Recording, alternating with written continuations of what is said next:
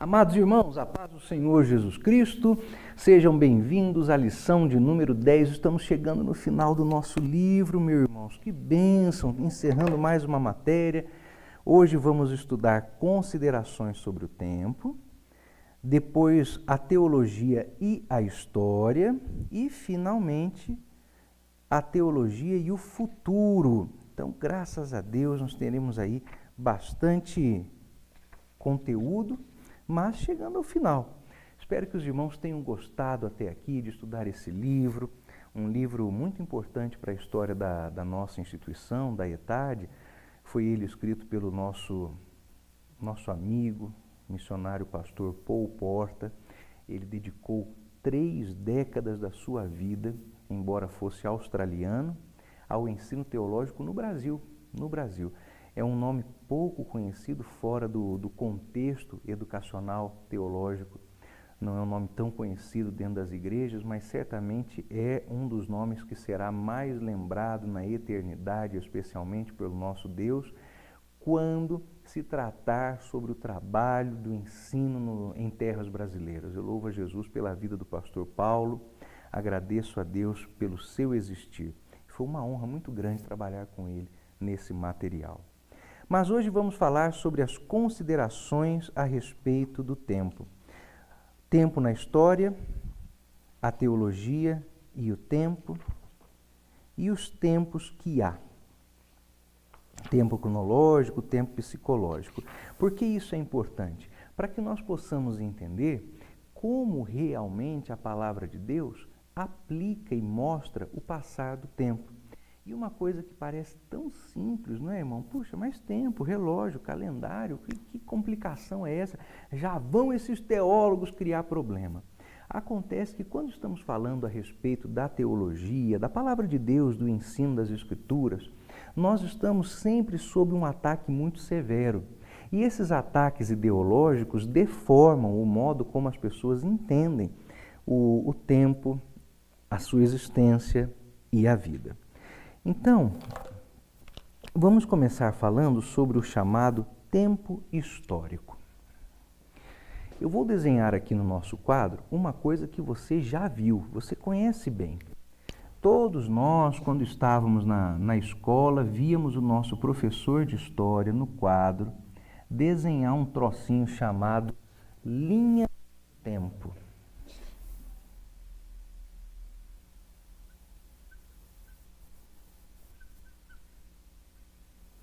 Linha do tempo. E aí o professor pegava a linha do tempo, marcava para nos ensinar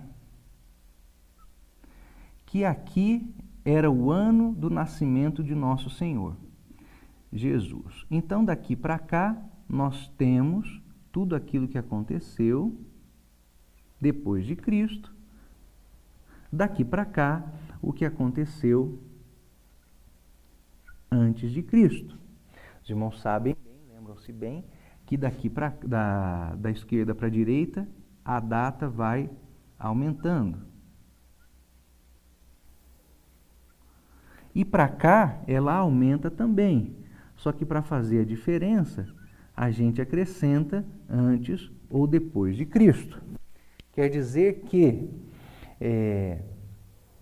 alguma coisa acontecida para cá, depois de Cristo. Para cá, a gente é sempre obrigado a colocar essa observação antes de Cristo, que é para fazer a diferenciação.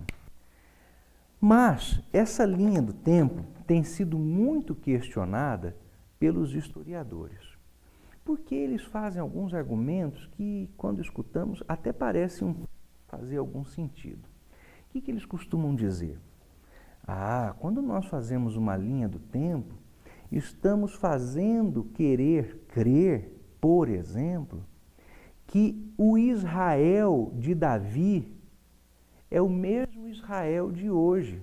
Aí não é, é um Israel diferente. Estamos querendo fazer crer que o Brasil de 500 anos atrás é o mesmo Brasil de hoje, e não é o mesmo Brasil. Nações diferentes, histórias diferentes. No caso de Israel, o argumento então fica mais quente ainda, porque quem fala contra a linha do tempo está sempre advogando a chamada nova história, essa escola dos anais, muito famosa, né? Uma escola francesa do historiador franco-judeu chamado Marc Bloch. Ele morreu nos campos de concentração do nazismo durante a Segunda Guerra Mundial. E essa sugestão, avessa à linha do tempo, dá bastante fundamentação àqueles que são antissemitas, são contrários à nação de Israel. Curiosamente, é uma teoria calcada numa escola francesa liderada por um franco-judeu. Né? Você vê que ironia. Mas isso, na nova história, depõe contra a tradicionalíssima linha do tempo. O argumento, por exemplo, seria que Israel não tem nenhum tipo de direito àquela terra porque o Israel de hoje não é o Israel de lá de trás, não é a mesma nação, não é o mesmo povo. Mas há várias outras implicações em se abrir mão da linha do tempo como nós estamos vendo aqui. E por quê? Vamos de volta ao nosso quadro. Esta linha do tempo prevê, pressupõe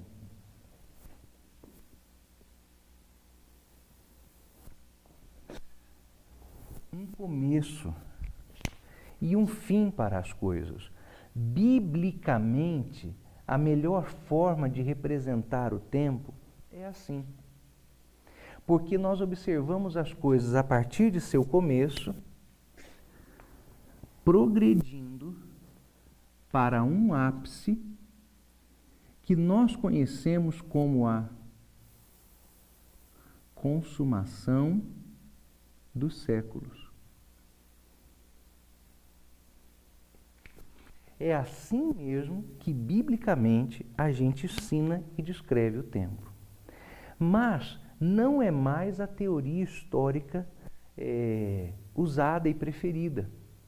Quando eu entrei na faculdade de História, eu logo me deparei com isso e fiquei tão assustado quando eu observei.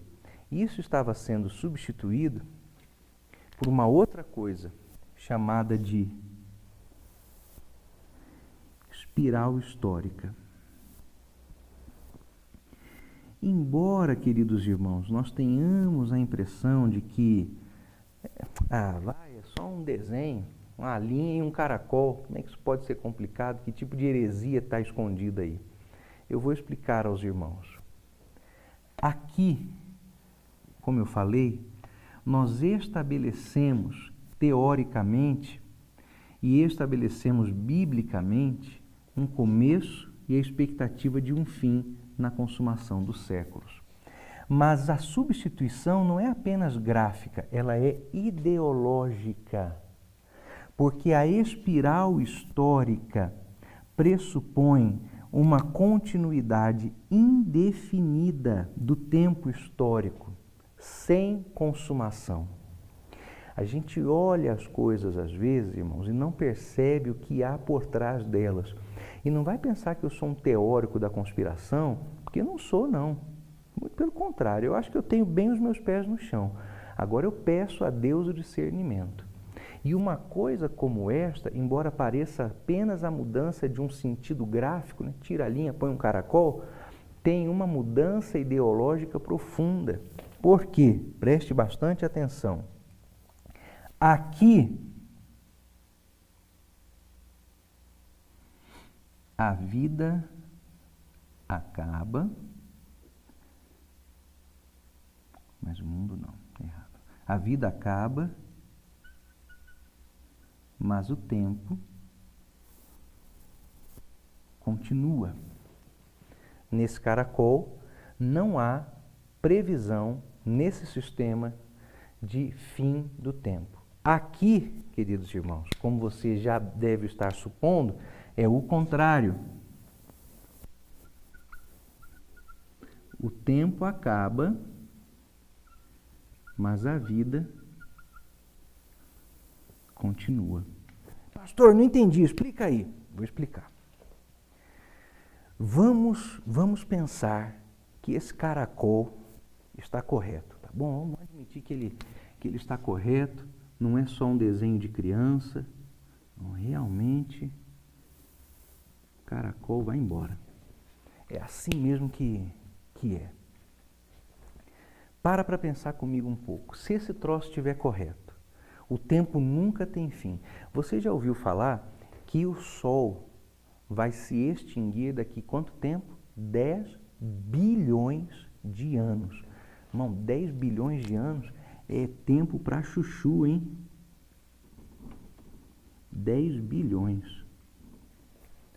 Daqui 10 bilhões de anos o Sol acaba. Quando o Sol acabar daqui 10 bilhões, a vida no planeta Terra já terá se extinguido há bastante tempo, porque só há equilíbrio para a manutenção da vida na Terra com o Sol do modo como está. A hora que ele começar a enfraquecer, a gente morre gelado aqui. Tem como. Então, uma linha do tempo como essa pressupõe a continuidade indefinida do tempo histórico cronológico, ainda que a vida se vá extinguir. Aí você pensa, qual o problema disso? Realmente não é matemático, o Sol não vai acabar? Irmão, o problema é que a palavra de Deus fala de uma coisa chamada consumação dos séculos, consumação dos tempos. Fala da entrada de todos, ou na danação eterna, ou na eternidade com Deus. Quando falamos sobre a consumação dos séculos nas Sagradas Escrituras, nós estamos advogando que esse troço aqui está errado. Por que está errado? Porque há, biblicamente, a profecia para o fim do tempo.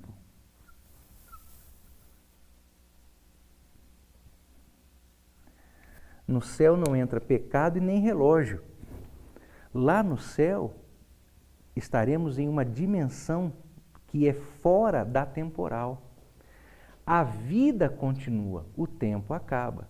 Uma simples inversão disso não é mera poesia, é heresia. Assumir que a vida acaba, mas o tempo continua, significa dizer que não há implicações eternas para o pecado. Significa dizer que os homens não compareceremos diante de Deus, não seremos julgados, não serão condenados aqueles que estiverem com as suas vidas em pecado. Dizer que a vida acaba, mas o tempo continua, é pegar a Bíblia e jogar no lixo. Desqualificá-la como a revelação de Deus. Os irmãos já escutaram dizer do plano divino através dos séculos. O plano divino através dos séculos vai desde a origem de tudo, no princípio criou Deus os céus e a terra, até o último versículo do Apocalipse, que nos fala sobre uma bênção apostólica de paz para toda a eternidade. Meus amados irmãos, não é só um desenhinho, não. É uma questão teológica e ideológica muito séria. Então, a maneira correta de nós representarmos o tempo, inclusive graficamente, não é essa espiral do tempo que eu desenhei para os irmãos ali, mas sim a linha do tempo, a boa e velha linha do tempo. Porque sim, o Israel dos tempos de Davi é o mesmo de hoje.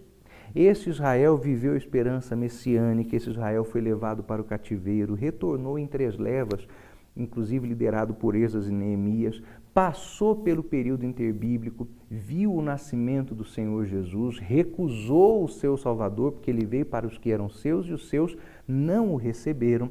Esse Israel foi dispersado no ano 70, quando as tropas do general romano Tito invadiram Jerusalém.